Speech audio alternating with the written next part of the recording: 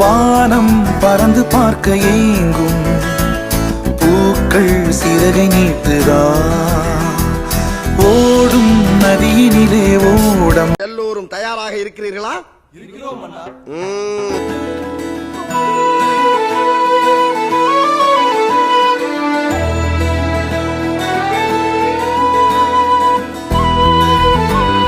இது என்ன பிரமாதம்?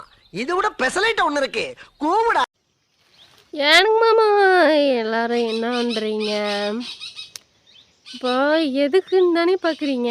எதுக்குன்னு பார்த்தீங்கன்னா நம்ம காட்டில் வந்து மக்காசோள் இருக்குதுங்க மாமா, சரிங்களா? அதில் வந்து இதெல்லாம் ஒரு ஒரு பட்டம், சரிங்களா? அதுக்கப்புறம் பார்த்தீங்கன்னா இது இந்த திண்டு மேலே இந்த யானைக்கு குழி வெட்டினதில் இது வந்து குழிங்க மாமா.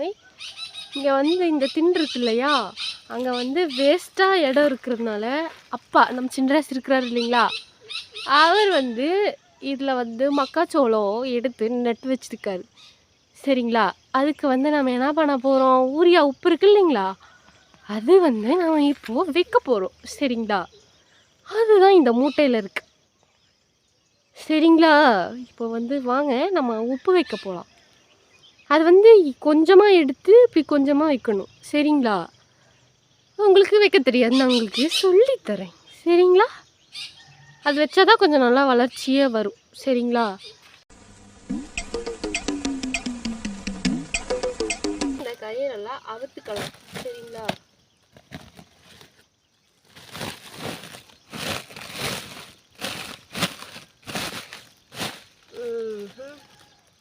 இதை கொஞ்சம் வாய்ப்பட்டா என்ன ஆகும்னு தெரியுமா உங்களுக்கு? அவ்வளோதான், சோழி முடிஞ்சிடும். இதை என்ன பண்ணும், இந்த கட்டியெல்லாம் இப்படி உடச்சி விடணும், சரிங்களா? இது தெரியாது, நான் உங்களுக்கு சொல்லித்தரேன். உங்களுக்காக நான் ஒரு பாட்டு பாடட்டா? நினைவில புது சுகம் சந்தன காற்று சந்தன காற்றே அப்புறம் செந்தமிழ் ஊற்றே எல்லாம் ஒரு செந்தமிழ் ஊற்றே எனக்கு பாட்டு தெரியாது, சரி விடுங்க.